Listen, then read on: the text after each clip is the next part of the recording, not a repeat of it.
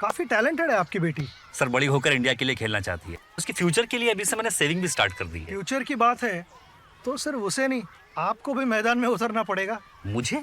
इनका मतलब है म्यूचुअल फंड्स के मैदान में सिर्फ सेविंग्स नहीं, हर महीने म्यूचुअल फंड्स में भी इन्वेस्ट कीजिए। वरना आपकी बेटी तो बड़ी होगी, पर उसके लिए सेव किए हुए पैसे शायद उतने ही रह जाएंगे। सही है सर। म्यूचुअल फंड निवेश बाजार जोखिमों के अधीन है। योजना से जुड़े सभी दस्तावेजों को ध्यान से पढ़ें।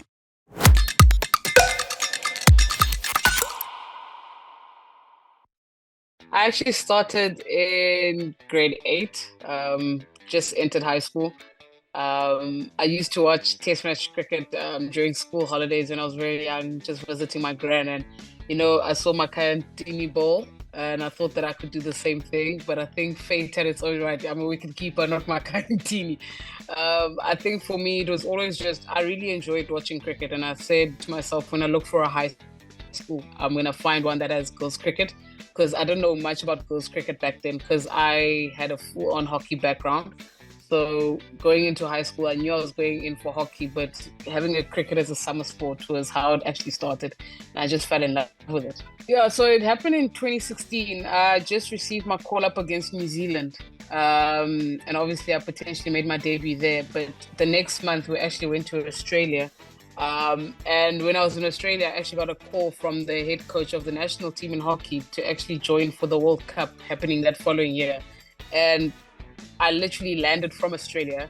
On the same day, I was driving to the national hockey camp for the women's hockey team.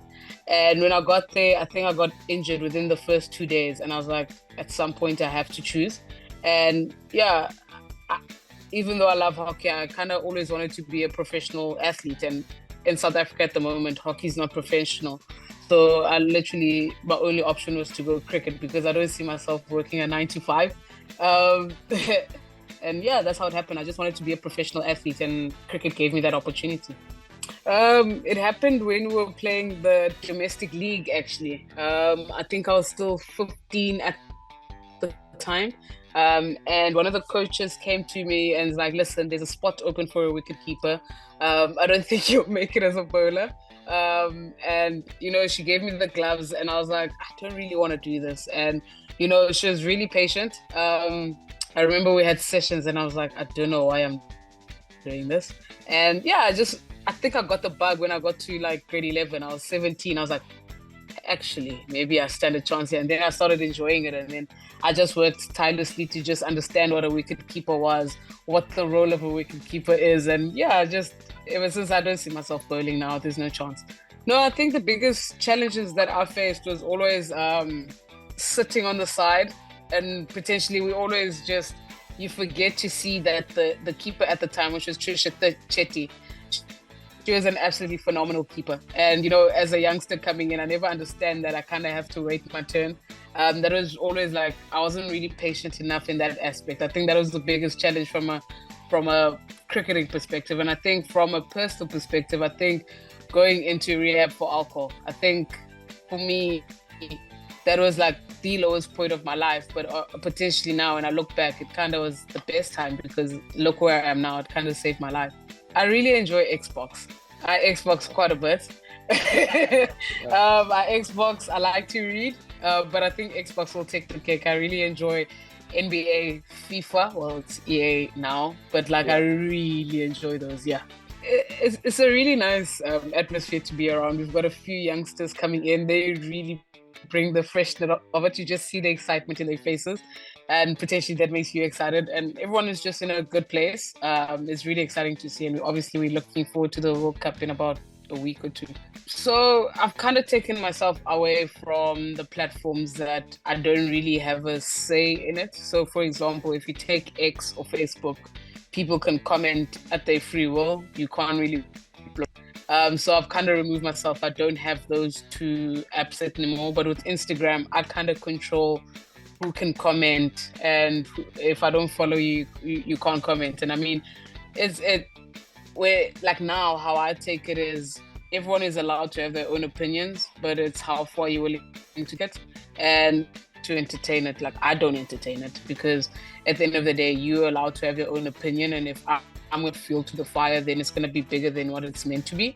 So I always just try to stay clear of it, especially in tournaments like the World Cup or like now, potentially. I choose not to run my own page.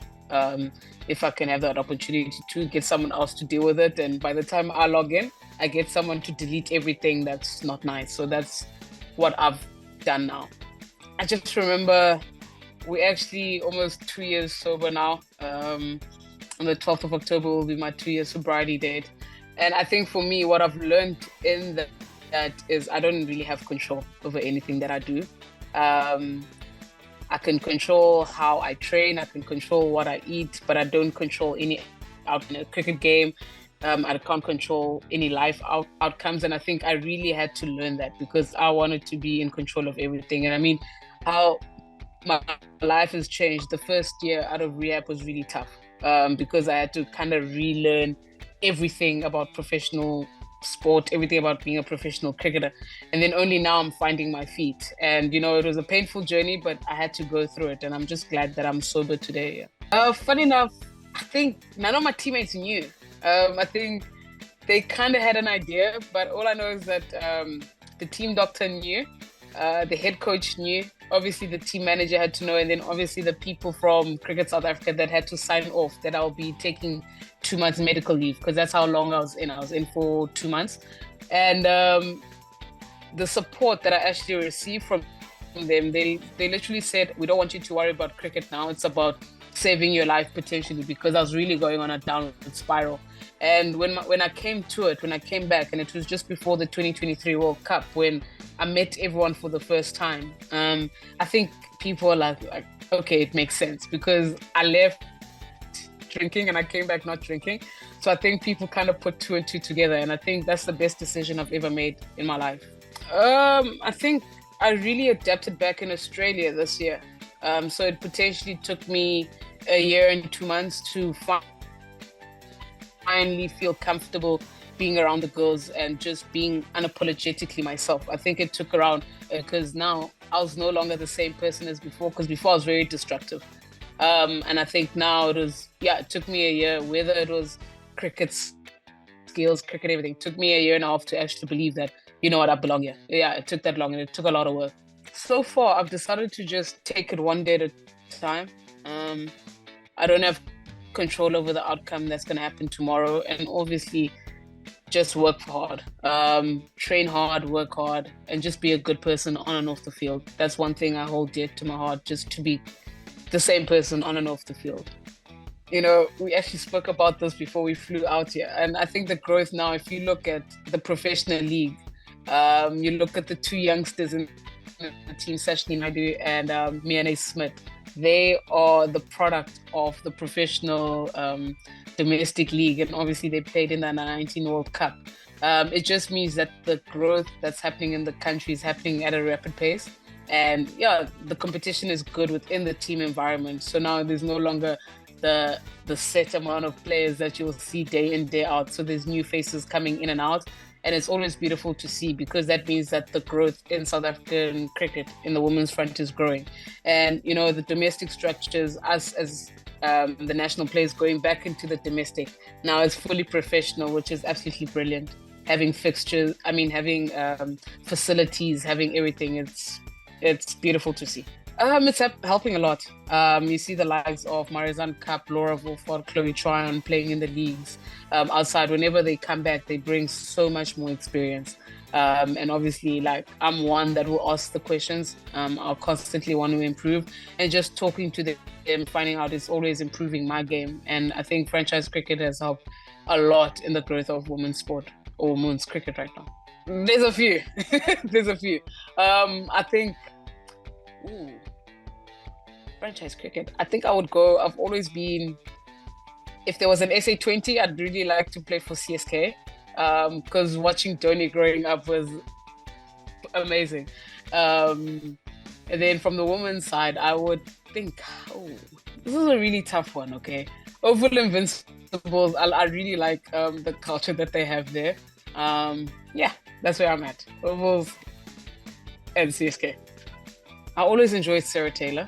It's just what she brought to the game, the explosiveness, and, you know, I didn't have the luxury of ever, like, being around her that much, because when I came in, she retired potentially. And I think just watching her highlights and what she's done for the game from a keeper standpoint has been absolutely brilliant.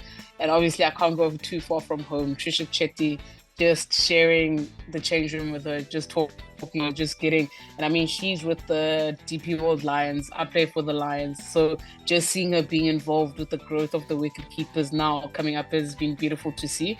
So it has to be those two, Sarah Taylor and Trisha Chetty. I'm really excited to playing in this World Cup, but I think we do stand a chance. But as I said before, we're taking it one day at a time and one game at a time. And obviously, we know what's at stake as a country and also as individuals. So we're going to give it everything we have and potentially reach that final again.